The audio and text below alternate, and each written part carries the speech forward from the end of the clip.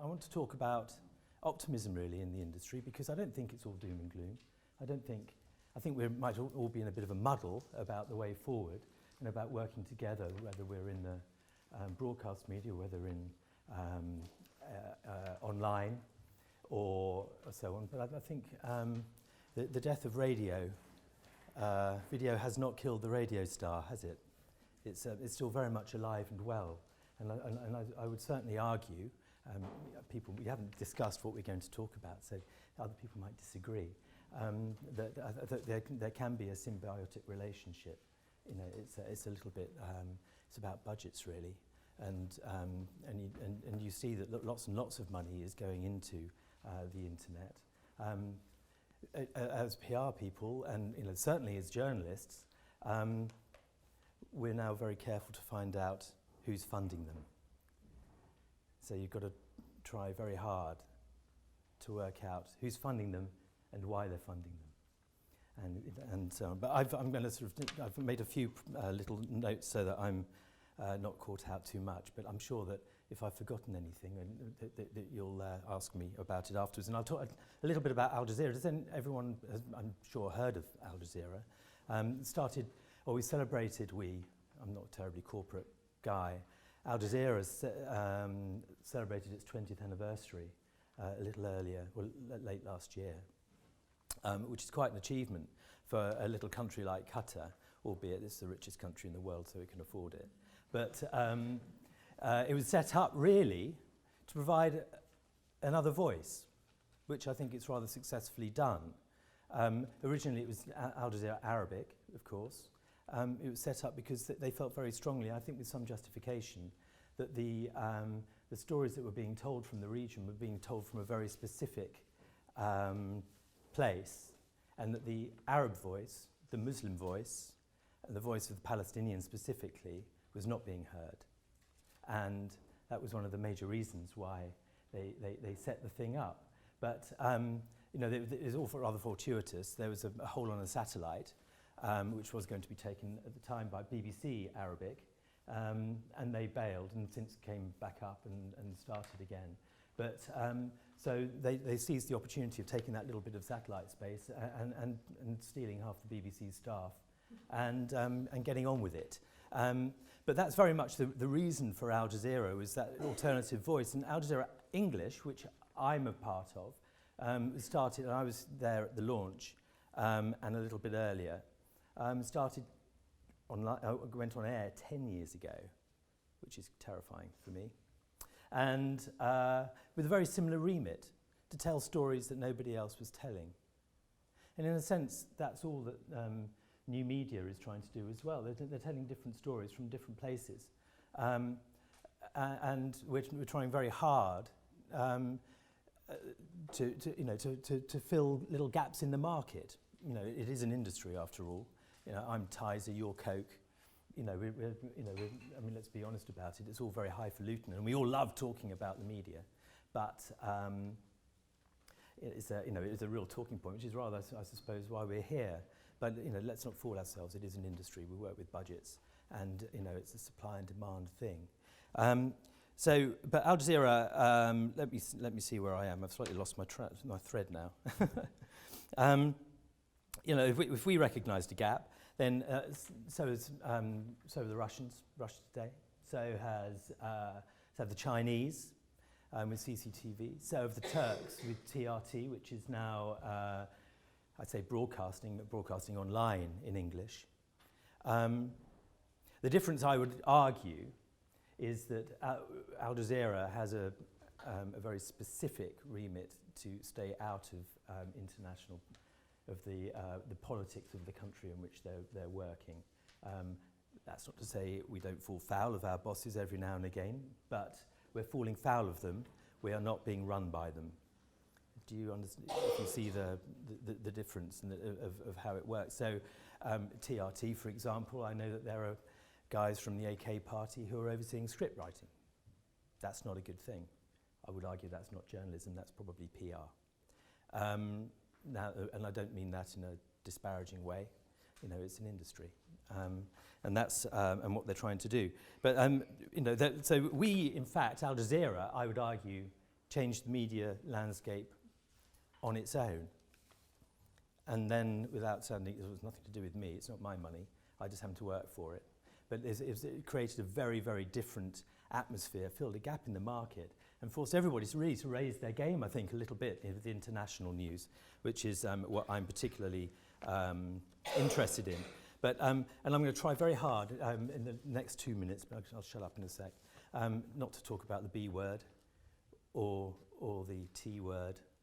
We'll try, you know, I think everybody's, these arguments are very well rehearsed. But they both point to what I would say is a continuing challenge for journalists. And it's just doing our jobs properly as journalists, finding out who's saying, whose message it is, and why are they talking about it at all. And those are the problems that we face every single day. And it looks like it's a whole new problem because we've invented some entirely new lexicon to describe it. I don't know why, boredom perhaps. Fake news. Propaganda is what I used to call it. Is that, I think, fake news, where does that come from? We don't talk about storytelling anymore, we talk about narratives. We don't talk about pictures anymore, we talk about optics. Makes it all look like a brand new problem, a brand new set of issues that we have to deal with. In fact, it's the same issues we were dealing with throughout the history of the media. It doesn't matter what platform you're broadcasting it on. I would argue we're still faced with the same problems. And we have a fantastic now variety of news sources. Everyone gets terribly caught up in what Breitbart is saying. Well, you know, you have a choice. You can look at Breitbart, of course you can. You can also look at the Guardian website if you choose to. But you know, it'd be really good if you looked at all of them and formed your own opinion. Surely isn't that what we're in the game of doing? And what we're in the game of doing is editing some of this stuff, trying very hard to cut through the BS and present something which resembles the truth. I don't think we ever get it entirely right. It's always a truth of sorts, but it's as near as, damn it, as near as we can find. But I think the danger, is, of course, is not necessarily that you're being driven by false stories or lies. What do we call lies now?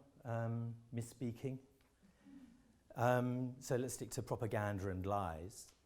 You know, it's dealing with lies is one thing, but dealing with stories, you know, we're all guilty, I think, of guilt through omission, not doing a story enough, or doing it too much.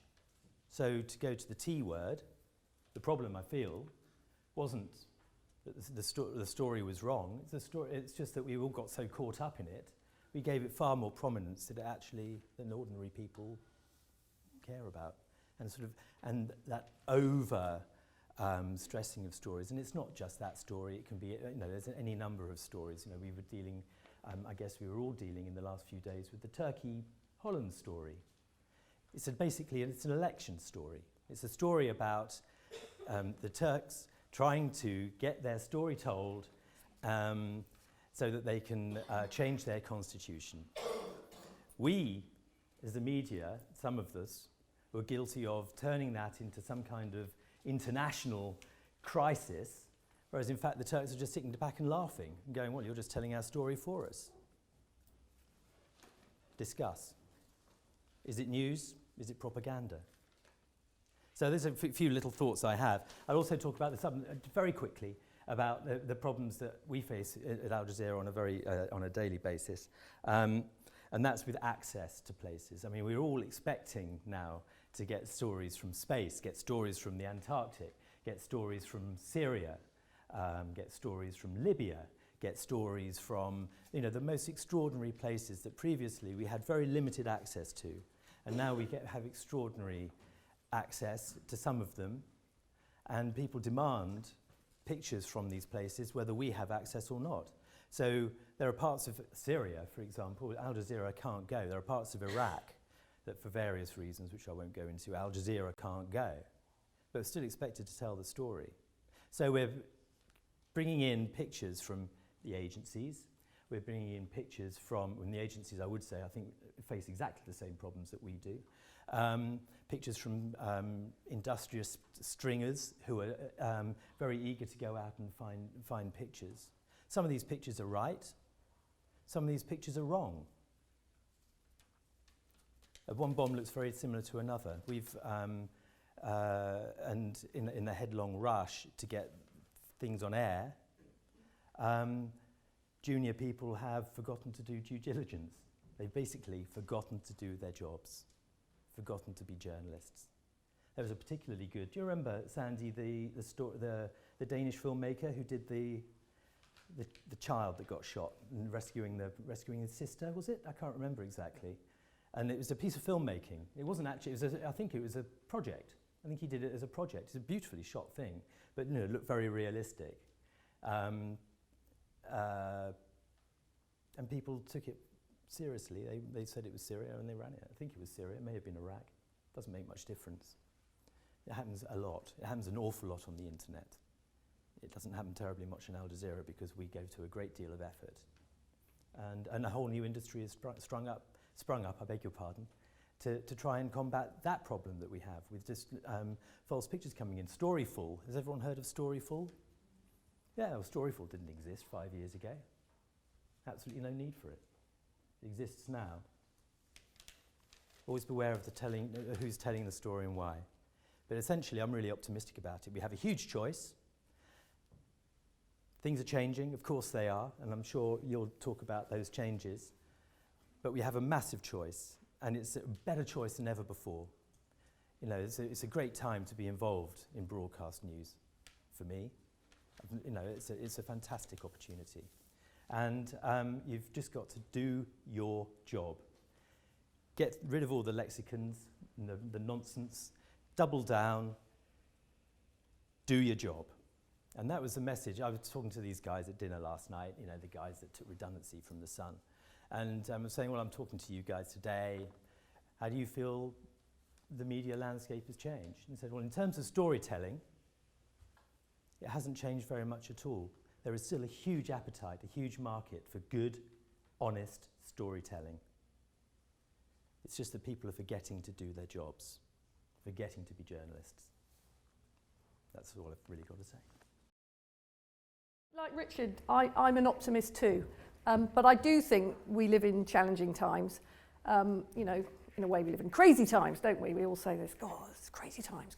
And I am going to talk about the T word and the B word just a tiny bit. But the crazy times, you know, may make us sound a little bit self-regarding, but the crazy times, they are kind of good for our business, actually. I mean, you certainly see it in the States. I was reading a thing yesterday about how CNN's numbers, despite everything and despite Trump's best efforts, are well up. You see that with the newspapers in the States. You see it with the topical magazines are doing really well in this country. All our, you know, basic news services are faring really well. Our radio, domestic radio for the BBC, best year for the news programmes last year. So I think there is a real appetite for news at the moment. There is a real appetite for good information, accurate information, and for coverage that helps people understand, and stories that help people connect and help bring things to life. So I'm just going to touch on three things briefly. I'm going to talk a little bit about trust. I'm going to talk a little bit about digital and broadcasting in the digital age, and I'm going to talk a little bit about how we're sort of all global now. So again, you know, it's a truism, isn't it, these days, to say that sort of trust is down, trust is kind of old-fashioned, and it certainly is the case that if you look at opinion polls and research, trust in institutions has been declining and continues to decline in the past decade or so. In that way, you know, we live in more kind of questioning and less deferential times. And it's also true to say that right at the bottom pretty much are the politicians and the journalists.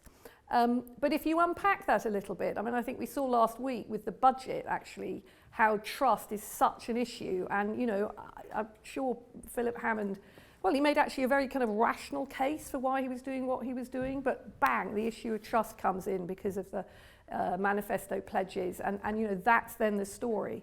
That's the story. So, you know, trust is a real issue for politicians and it is a real issue for journalists. But actually, if you look at those lists, in the top third, you suddenly find the TV news presenters. So there is something that not all journalists are regarded the same. And I'm less interested in whether it's, you know, the television ones or not, but I think it is a sense that actually, despite, oh, journalists are all terrible, can't believe a word they say, actually, people do seek, and when they find, whether it's a television broadcaster or a radio broadcaster, or indeed, you know, a really trusted, reliable agency source, or a trusted and reliable newspaper, or a place that they feel speaks to them, they will seek and they will trust. But you really have to work to earn it and to win it. The other people that are still trusted, despite the lambasting of experts, are experts, actually. Scientists do really well in trust lists. I'm sure you all, you know, look at this stuff and know this stuff. Again, I think that, you know, people are looking and wanting to put their trust in the people and the places and the institutions that they feel deserve it. And I'm sure that's a really big issue for all of you, just as it is for us. They also, more than they used to, trust the man in the street or woman in the street. In other words, that sense that, you know, actually I'm going to trust somebody I know and I sort of like, and I know they think a bit like me, so if they say it, you know. So again, I think that rapidly takes you into the space of the power of digital and sharing as being another sort of place and a source of where people seek stuff that they can trust. So, you know, trust is an issue, and I think it is a challenge for all of us. So how do we rise to that challenge? Basically, again, you know, I am with Richard. It's like, let's not panic, everybody. You know, it's not about changing the way we do everything. A lot of this stuff, it has a sort of new shiny gloss over the top, but actually we have been here before, and I am really with Richard in terms of we have to do our job. We just have to go on doing a really good job. But I think we have to work harder to explain to people and demonstrate and show them what we do to do a good job. And I think we also have to work harder to kind of punch through the noise. And that's both about quality and innovation, really strong storytelling and cutting through. Because there is all this stuff about fake news around and false news. I absolutely hate the phrase fake news. I think, a bit like Richard, it's like, where did that come from? And I do think it's sort of toxic. So one of the ways to therefore deal with it is to actually think and be precise about what is it? What is it? It gets splattered about now over a range of stuff. So to my mind, fake news is news, or it's not news actually. That's the first thing to say. Fake news is not news, because news is attempting to be accurate. So fake news is stuff that people have deliberately created and put out there to be wrong deliberately and to mislead. It's a very different thing from an honest or even careless mistake made in a trustworthy newsroom that is then picked up on, corrected, possibly apologised for, and the more accurate version is put out. And I do think in the business it's really important to be clear about what we're talking about, because your strategies for dealing with this and replying to it will then be more effective. So how do we try and tackle all of this? First of all, do a really good job, kind of stay steady, you know, keep calm and carry on. But we are also, the BBC, like many news institutions, we are thinking how to make sure we can be clear and visible to audiences, the work we've always done about checking the news and being accurate. I think for the 2010 election, we started a sort of election sub-brand called Reality Check, where we undertook to sort of check particular statements made in the campaigning, or, you know, particular statistics that were being used. And we did it for that election, and it was, you know, quite useful and quite effective. So we brought it back for the next election. We used it in the Scottish referendum. You know, it became a sort of appearing thing when we had a big moment. We've now put it on a permanent footing. Sounds like we're on a war footing, doesn't it? But, you know, we now have a team who are doing what, again, we always did, but they're doing it in a more focused way and with more resource, especially around checking numbers and statistics. And, you know, you guys know this as well, and you use them, and we know that you use them. And when you use them, we look hard. Well, what are you really saying with that number? What does it really mean? Have you extrapolated? Have you taken a subset? We do that the same with our own numbers. We do it the same if we're kicking the tires. I think we've all found that data, statistics, being able to use those kind of nimbly and accurately and in a way that is truthful for the audiences is really important. So we're doing a lot of that. We all still have to be fast and accurate. That's what people want from the news. And we do more in the way of explainers. We do more in the way of analysis pieces. And we find that, you know, on a big day, what does really well? The breaking news does really well. The kind of top line story does, you know, the top right through on our websites will do really well. People will turn into the bulletins to hear the basic news. But also what does well, especially on our digital platforms, is that what does it mean for me? Or, you know, a Q&A on the next steps on Brexit. Breaking things down into bite-sized information that people can absorb. The budget calculator, for instance, you know, that people can kind of put in and personalise their own information and try and understand what it does for us. And that takes me to relevance.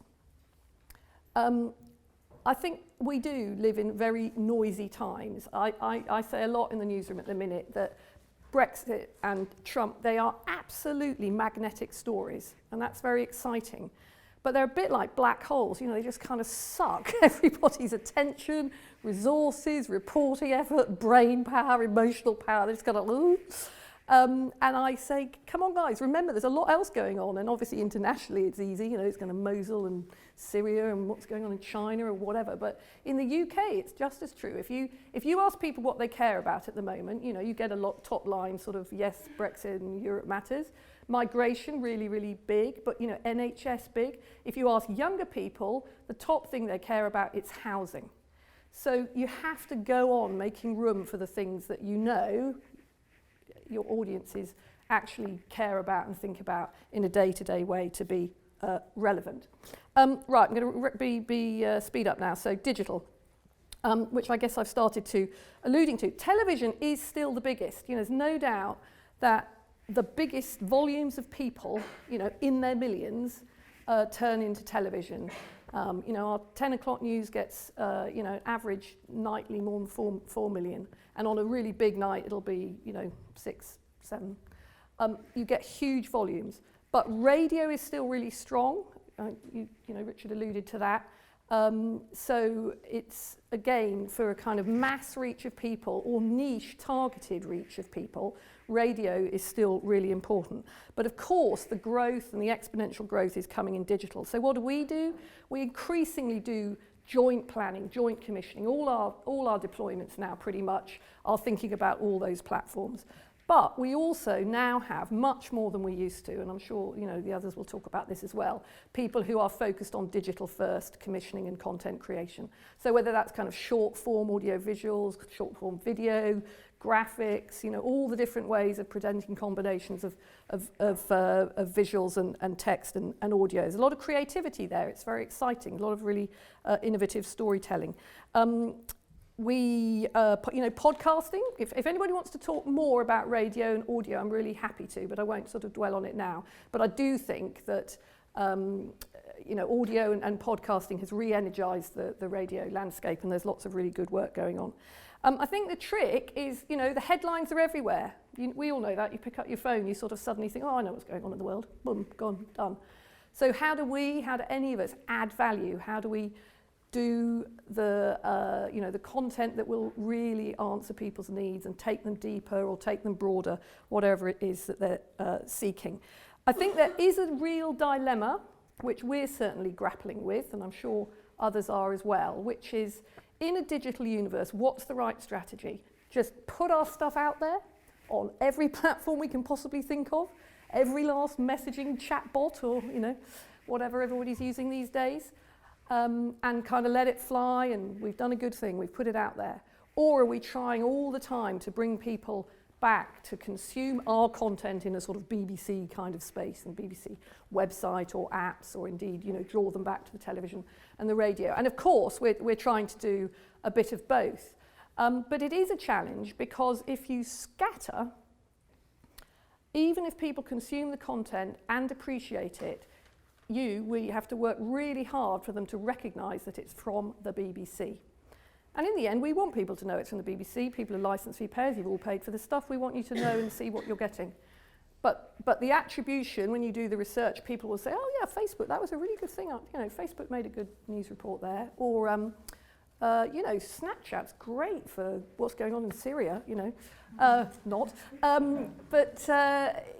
We're thinking a lot about how can we ensure that while we put our content out broadly, nonetheless people do understand and know that it's from the BBC. And we want people in the end to recognise that our stuff is reliable, it's trustworthy, it's reliable, it's independent. You know, we're paid for by you. We're not kind of a government service. We're not a commercial service. We're paid for by you. We're independent, and that we're for everybody, and we're trying to create content that works for everybody. Finally, we are, in a way, I think we are all global now, and certainly younger people. Many, many younger people are instinctively global because you pick up your phone and you are consuming immediately content that has been made from all over the world. And a lot of it be the celebrity stuff, but it isn't all that. Good stories from wherever they have come from travel and do well. And we're finding that as well. I mean, just speaking briefly from the sort of World Service perspective, our mission is to provide good information, reliable news services, but increasingly beyond just hard news. Again, if you talk to younger people in particular, I think they have a much sort of broader understanding of what news is than us sort of old-fashioned newsroom hacks. It's not just the headlines and the hard news. They're interested in science, in tech, in culture, in lifestyle. We've thought really hard about the message that comes from young people which says, oh, give us a break, I can't take all this death and disaster and politics and elections and, surely there's more going on in the world, good things going on in the world. People are trying, people are producing results, people are engaging. And so we now have a programme, a strand based on the principles of solutions-based journalism, which I hasten to say is not a kind of good news service, but it is about those stories where people are trying to effect positive change and many times succeeding or indeed failing. But it can be really interesting to tell those stories and explore. And we find that younger audiences in particular are very responsive to it. I think partly because there's some kind of struggle and triumph and some emotion in it. And I know emotion is something that I think you're going to talk about a little bit more. So we're thinking really hard about younger audiences and how to reach them. But in the end, for us, and I guess for you as well, I do think the most important things to think about is in this very crowded news landscape now, how do you cut through? How is your story good enough, important enough, strong enough, well told enough, credible enough to cut through? And is it relevant and is it trustworthy? Thank you. So I've been at Channel 4 News for about 2 years now. We've been on a kind of amazing digital journey in that time.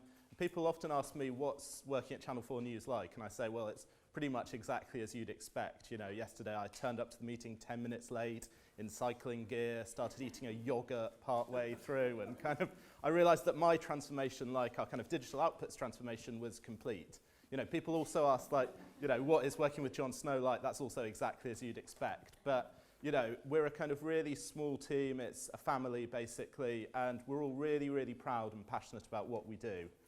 In about 2014, we had something of an issue with our digital output in that, Channel 4 News is the programme that traditionally has the highest 16 to 34 reach, and that's a really important part of what Channel 4 does.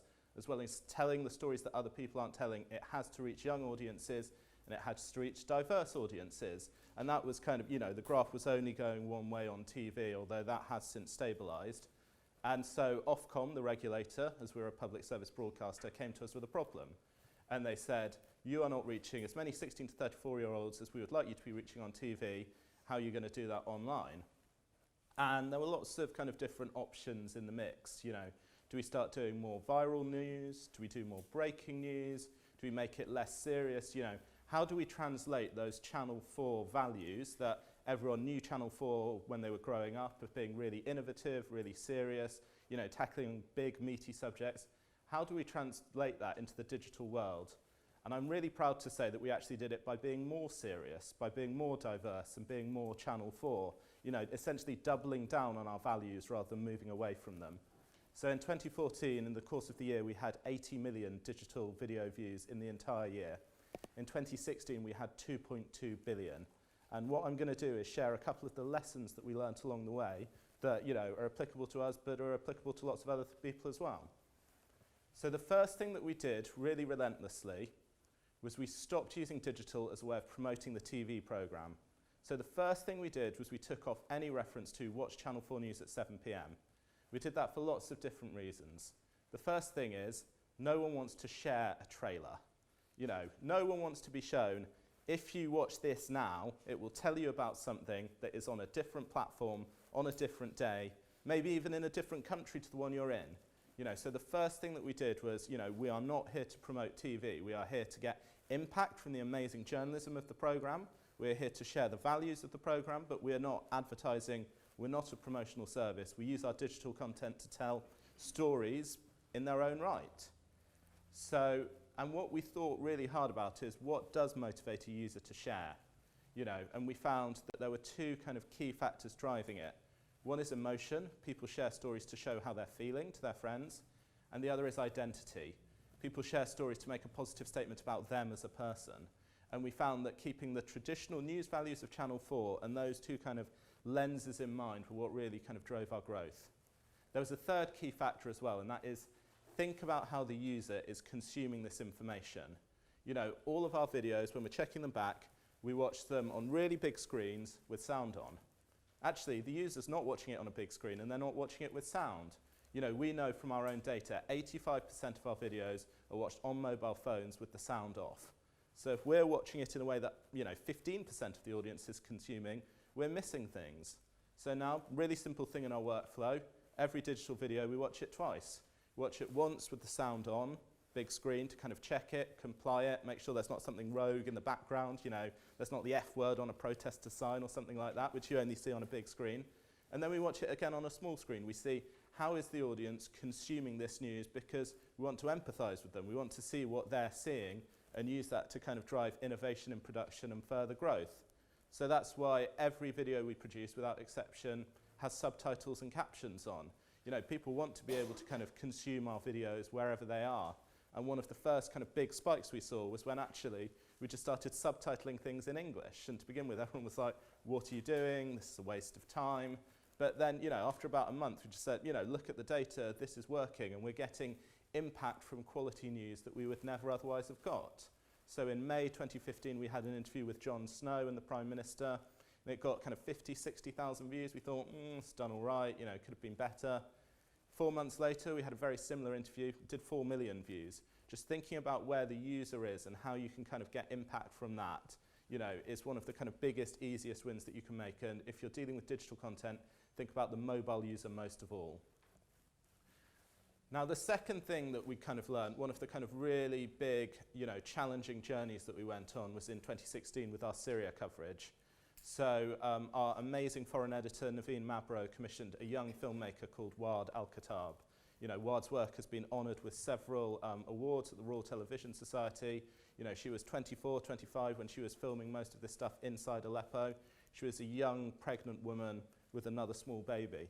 And we're really proud to say that her work has had over 400 million views online. So this one 25-year-old Syrian filmmaker who was living in a hospital in Aleppo has had the most kind of amazing impact. And there are so many different points that we could draw from that. The first one is that actually really, really serious news can do really well online. You know, people often say to me, oh, you know, this story about cats will do well online. It's like, well, it might on other people's output. You know, we have a very strict 1 animal per week rule.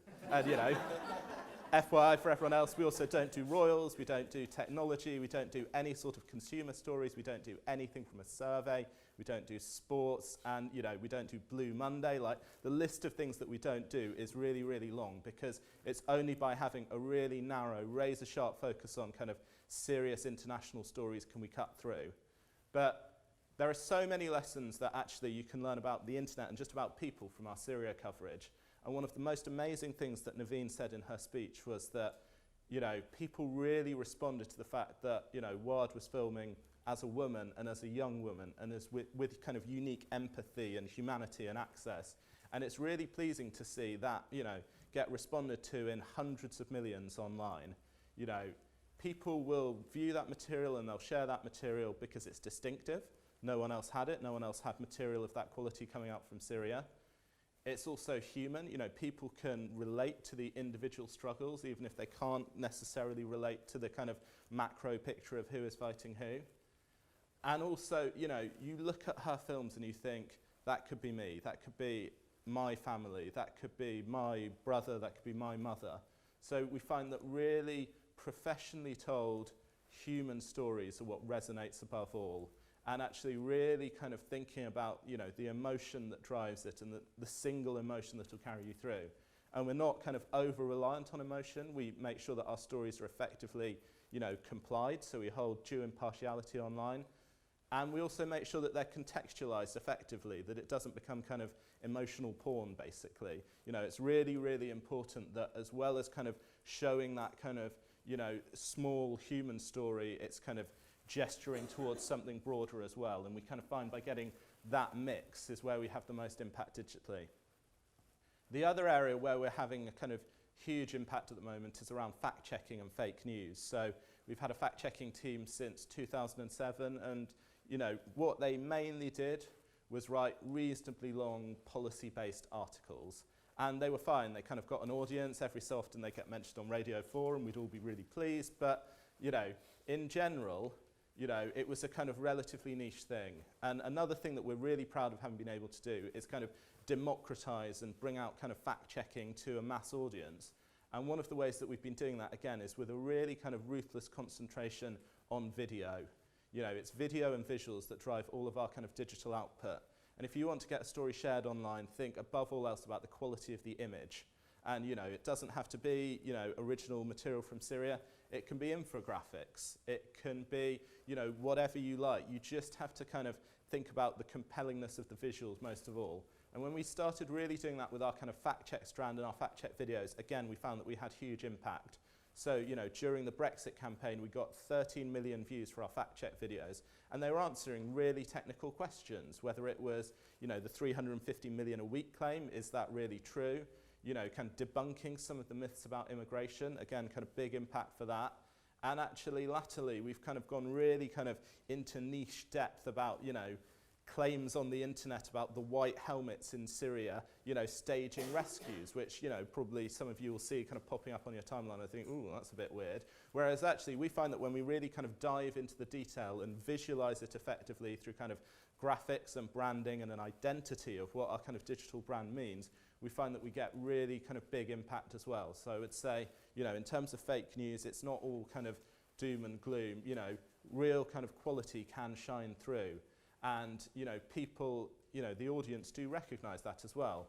And they're proud to share it. You know, we find that some of our best videos get, you know, 100,000 or even 1 million shares just because they're really well put together. And that is something that people are kind of proud to identify with. And it's all of the kind of best stuff from the Channel 4 brand, you know, translated kind of engagingly into the social sphere. Obviously, there's kind of still lots of things that we've got to work out. So of those 2.2 billion views in 2016, you know, the overwhelming majority were from Facebook.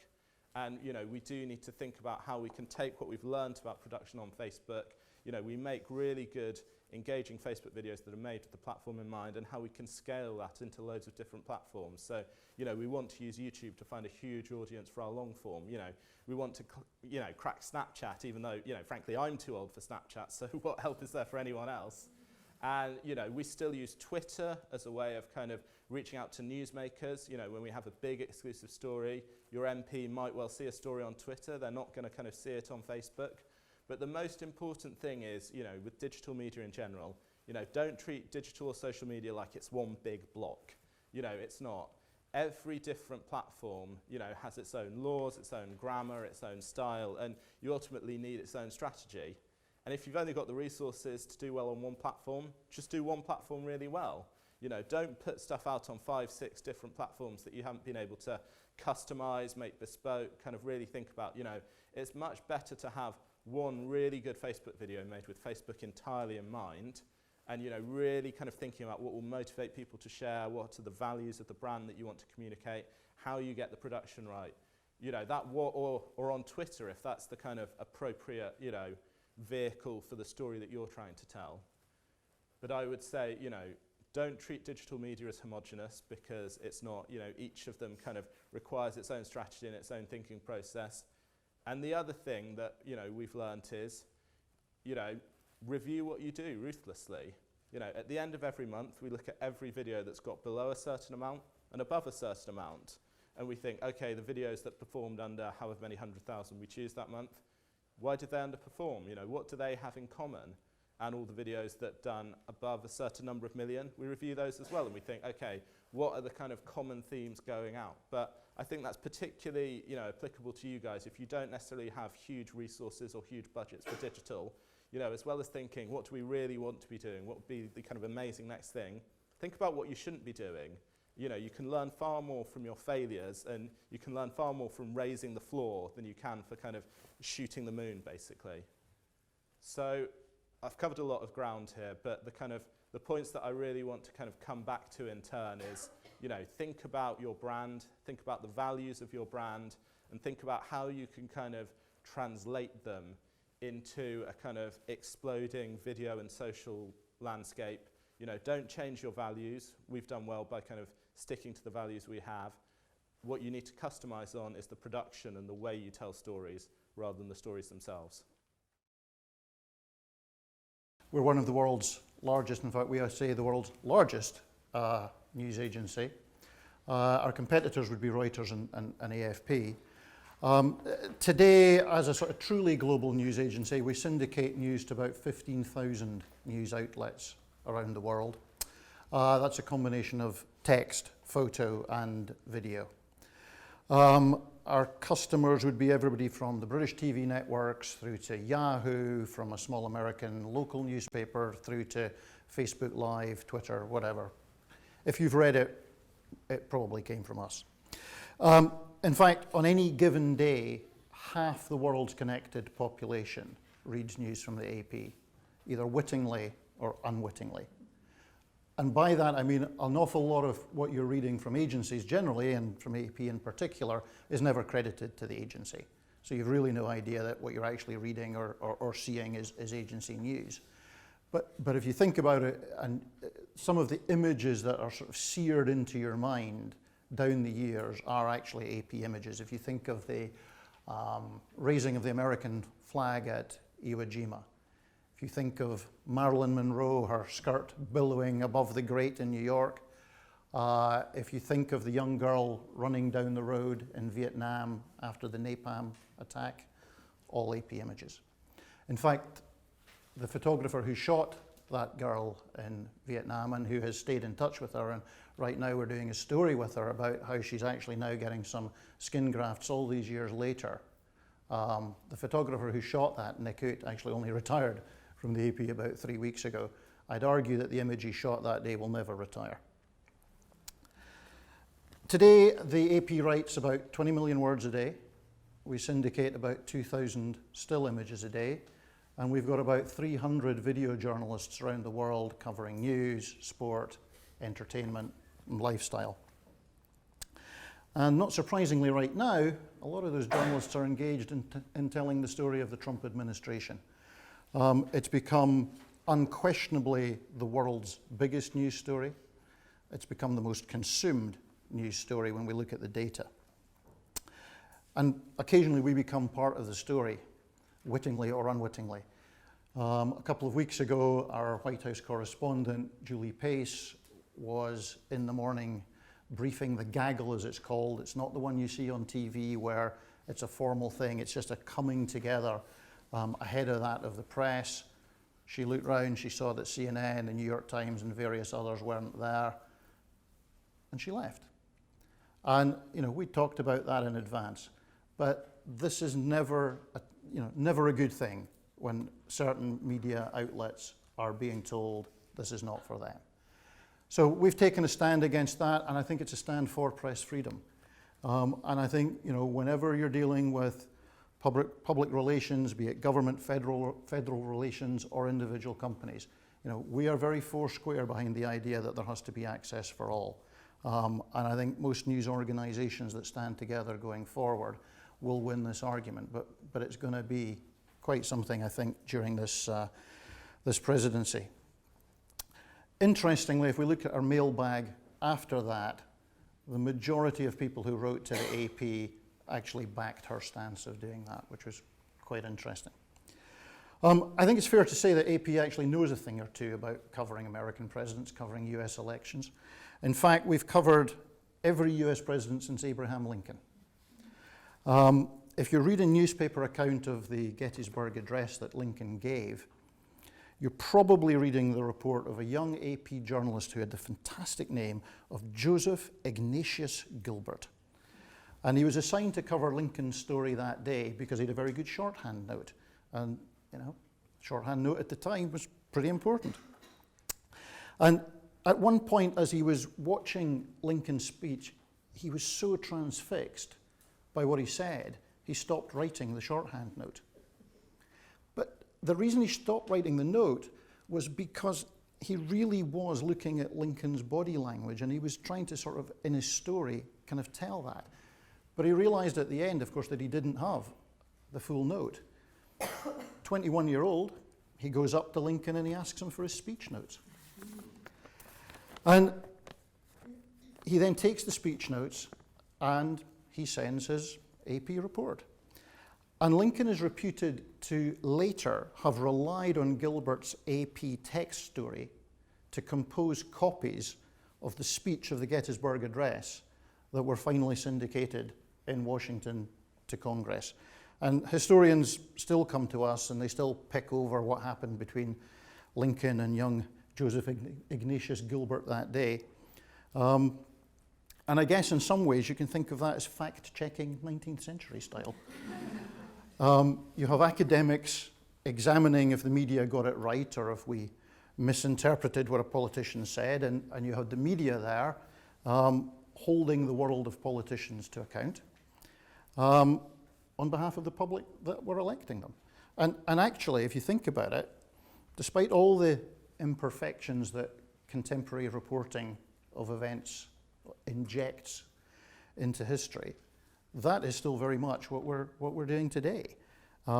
This so-called accountability journalism, as our American cousins like to call it, has probably never been more important. And you know, holding those in elected office to high account remains very core to the AP mission, and I think to the mission of a lot of news organizations. You know, we're living in this rapidly evolving era of fake news, of so-called alternative facts. Where did that one come from? But I think what it's actually doing is it's giving some renewed traction to serious news players, because we were beginning to sort of slip away, and actually now that particular piece of work that we do, I would argue, is becoming more relevant and more important.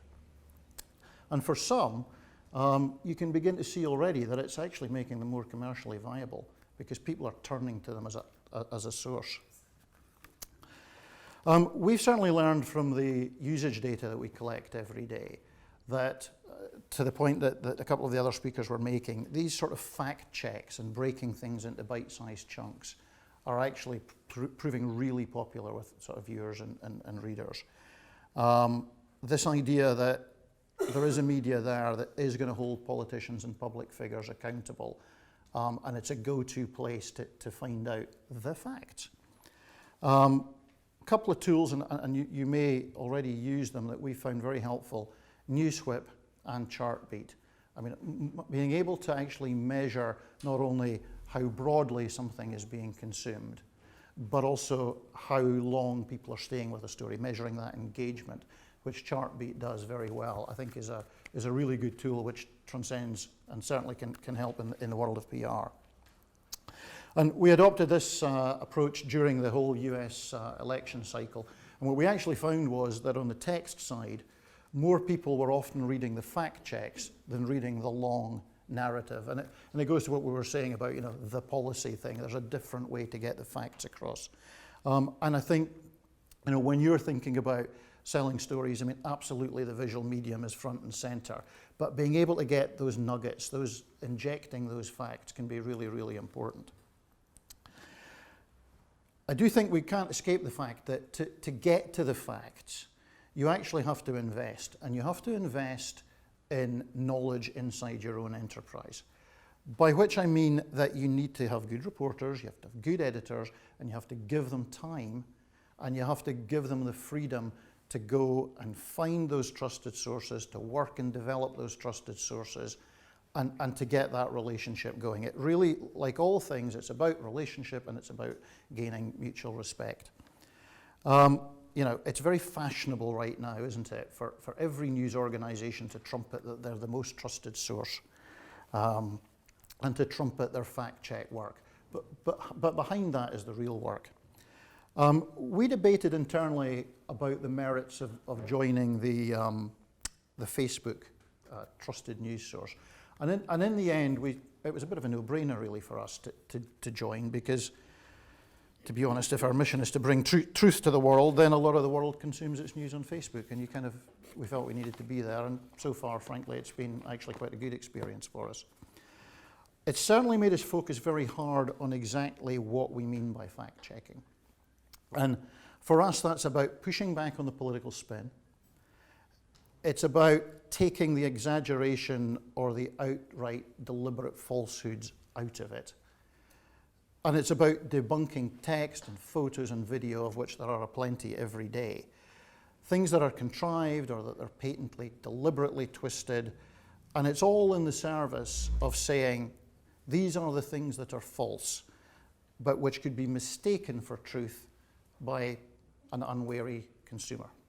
And that really is, for us, what fact-checking is all about. So when Donald Trump claimed in his inaugural address live to tens of millions of people around the world that jobs left and factories closed, we were able to report factually, frankly within minutes, that the American economy is in a lot healthier state than the wreck that the president described.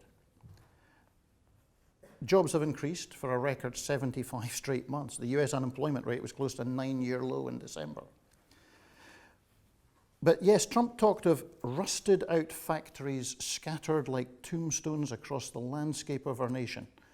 And actually that rings true in communities that have lost factory jobs to low competition, be it from China and Mexico.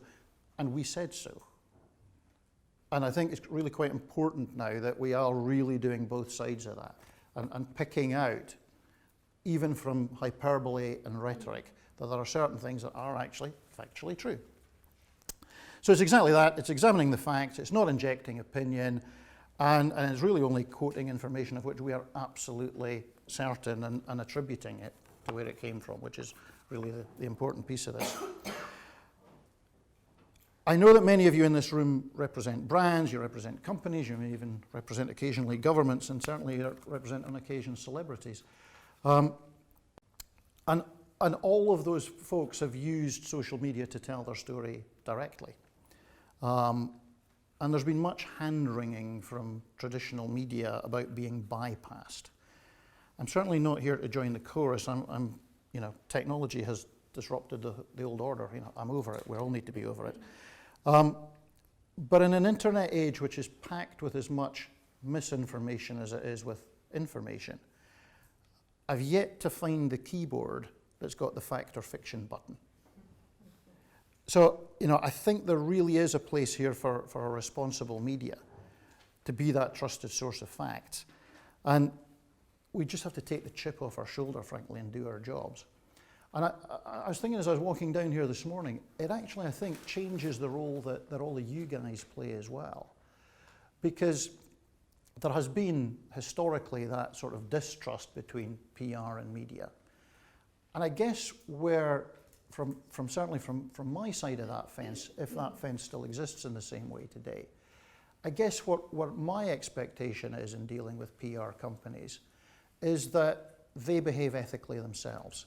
You've all got your own brands to protect, and injecting the facts into the discussion on behalf of the people you're representing is actually a really good place, I would argue, for you guys to be. Because as soon as you start building up the fake news cycle, we're all gone. And I think that's going to be quite an interesting dynamic that's going to play out in the years ahead. We obviously spend a lot of time at AP reporting on the world of entertainment as well as the world of hard news. And I think it's no accident that publicists often still turn to people like us in times of crisis. When Prince was rushed to hospital, obviously social media lit up. But confirmation of his death came first from the AP. And that's because we had a relationship with Prince's publicist and she trusted us. And our entertainment editor had spent many hours with Prince personally. She had been in his recording studio, she had been backstage at his concerts. And that really counted for something at that moment. And again, this goes back to this idea of relationship. And it was a similar story when Carrie Fisher and then her mother Debbie Reynolds passed away.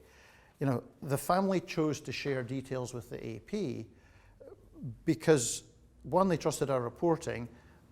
Secondly, they knew that by talking to us, the story would get out fairly, accurately, speedily to the world. And of course, it would take pressure off the family at that very difficult time. So I think that old relationships still actually hold and are still there to be fostered. And whilst I'm not for a second suggesting that companies like you wouldn't go straight to social media, I think there is still quite a strong argument that the more traditional routes to get things into the media world actually still hold true, and particularly hold true in times of crisis. I think one way to potentially lessen the impact of fake news is to report more of the news live. And again, I don't think it's an accident that if you talk to our customers, they want more and more live news.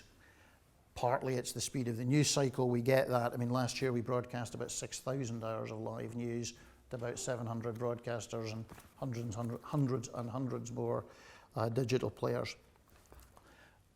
As we were saying earlier, I mean, the entry price to live news has come down massively. It's not satellite trucks. You can do it on a smartphone. Much of it's been consumed on a smartphone. That's a perfectly good, way cheaper economy to be in. And I think the explosion in live video news is really only in its infancy. Whichever piece of data you grasp at, it's telling you the same. It's telling you that. We've taken a stake in a Swedish live video streaming company, a company called Bambuser, and they've got a product called Iris, which really is, I think, probably for many of you in this room, quite a good one to look at, because what it does is obviously it's a more of a sort of B2B play. And I think what a lot of people have wrestled with around live, and particularly around the monetization of live, is how you keep control of it from a business perspective. And as soon as it obviously goes into a Facebook Live or a Periscope or whatever, you're kind of losing control. And companies like Bambuser, I think, have gotten to a better solution around that. We've got it in the hands of about 1,000 people now, of our own reporters. So we're able to spin up the kind of first strike live very, very quickly. And it's interesting, I mean, you know, today, the ability to sort of go live in the news business is probably as vital a tool in the sort of modern news gathering armory as the shorthand note was to Joseph Ignatius Gilbert, frankly. When he used the telegraph wire to share the Gettysburg Address, he probably didn't appreciate at the time that what he was doing was effectively harnessing the power of the Victorian internet. I mean, here you had this network of wires strung out across the country, and it was a game changer. And it meant news could move faster than word of mouth or the Pony Express could carry it. And that great explosion of news was obviously, you know, what the internet has given us. So in those days it was called the wire, and obviously the wires in terms of AP and Reuters has stuck, and that's how we got our name. Not quite sure what would be called in the 22nd century, but I think it's fair to say that, you know, today as information both true and false travels at warp speed. Gilbert's craft is no less needed today than it was then. And whether it will still be appreciated by the people, for the people, I'll let history and perhaps not Twitter decide.